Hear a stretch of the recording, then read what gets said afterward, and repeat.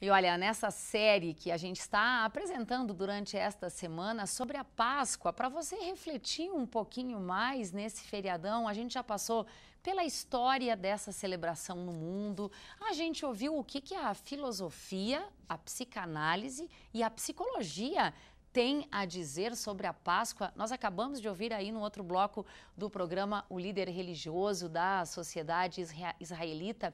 E nós aqui entendemos que não poderíamos deixar de fora uma área que é responsável pela divulgação e pela venda de um produto que está muito vinculado à Páscoa, que é o chocolate. Por isso, nós convidamos o professor de Publicidade e Propaganda aqui da UPF, Ciro Guzatti. Seja muito bem-vindo, professor Ciro. Muito obrigado. Estava faltando a gente falar sobre esse assunto aqui na nossa série e a gente quer entender que influência tem a publicidade em datas comemorativas como essa, por exemplo, que é uma celebração religiosa, indiferente da origem de cada um, mas que acaba também tendo como símbolo o coelho de chocolate, o ovo de chocolate.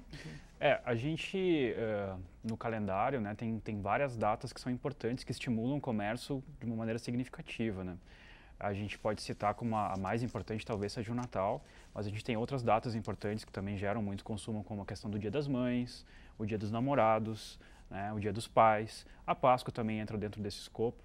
A gente tem algumas outras datas novas que a gente começou agora a vivenciar e tem percebido um volume maior de consumo, como a questão do Black Friday, né? Que também é algo importante. Mas a Páscoa em si tem um movimento interessante, principalmente para alguns mercados, né? Quando a gente fala, por exemplo, do mercado que envolve a venda de chocolates, né? É muito óbvio o volume que a gente tem de aumento de consumo. Isso gira em torno... Para algumas empresas, a venda que é especializada na venda de chocolate, esse período representa 3 ou 4 meses de receita em relação a um mês normal, né? Aumenta a produção, gera empregos temporários muitas vezes por conta disso. E existem outros tipos de produtos também que são estimulados, né? Como a questão dos peixes, né? Durante a própria Sexta-feira Santa, a gente tem todo um ritual que envolve um consumo de um produto especial que acaba sendo aquecido nesse período. Bom, a sua área profissional, a da publicidade, a da propaganda, nos estimula a comprar, a consumir chocolate. Como fazer isso de forma inteligente em um período como esse, que ainda é de crise? Quais as sugestões que você pode dar como publicitário? Eu gosto de entender assim, as pessoas elas têm necessidades, né? E essas necessidades estão associadas a vários elementos, muitas vezes são questões até culturais. Eu acho que o papel do publicitário está muito no ambiente assim, de a gente tentar chamar atenção dentro desse universo de necessidades, né? No caso do ovo de chocolate, por exemplo, eu acho que é um caso bem interessante. O ovo em si, o símbolo, né, ele é um símbolo milenar, né? Mas mais ou menos no início do século XX, algumas indústrias da França entenderam que poderia ser uma oportunidade criar um ovo diferente, que as pessoas costumavam presentear, né, os ovos, mas um ovo de chocolate. E aí esse ovo de chocolate ele acabou sendo bem aceito pelo mercado até que virou uma certa cultura e hoje a gente entende o ovo de chocolate como o ovo de Páscoa. Mas o ovo de Páscoa, em essência, é aquele ovo pintado, são ovos diferentes, né? Cada cultura tem uma determinada visão sobre esse ovo de Páscoa, né?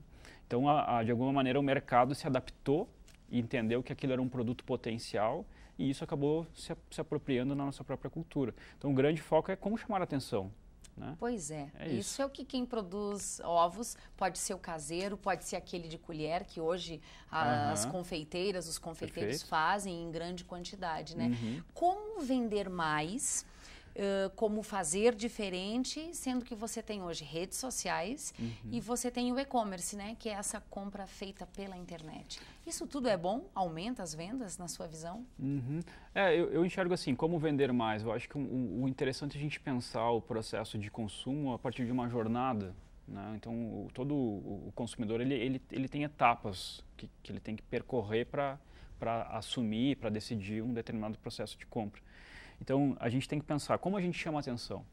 Né? Então, essa é uma primeira etapa, chamar a atenção. Depois, numa segunda etapa, como que a gente vai despertar o interesse das pessoas sobre o produto que a gente está vendendo. Então, depois que a gente chama a atenção, a gente tem que explicar o nosso produto. mostrar para as pessoas as vantagens desse produto, né?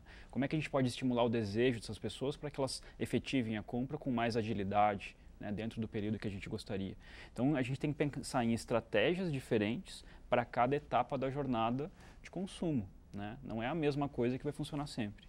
Só para a gente fechar aqui, a publicidade, ela também é acusada muitas vezes por ser a responsável pelo consumo exagerado das pessoas. Existe um lado positivo também com relação a esse movimento no mercado? O que você teria a dizer sobre isso? Você trouxe agora no início da nossa conversa essa questão da empregabilidade, né? Isso de fato é muito importante. Sim, existem muitas pessoas que conseguem emprego nessa época do ano porque o mercado está aquecido e muitas vezes acabam ficando nesses empregos espaços, temporários, né? Mas existem outros movimentos, como por exemplo a questão de... Existem muitas campanhas sociais, existem vários eventos que as pessoas se reúnem, comemoram e que são oriundos de esforços de publicidade, né? Então as pessoas se reúnem, elas unem esforços em busca de uma causa e isso tudo de alguma maneira também ajuda a comunidade como um todo, né? Tá certo. Obrigada, professor Ciro, pelas informações. Um bom feriadão para ti. Obrigada. Eu que agradeço. Bom feriado a todos. Obrigada.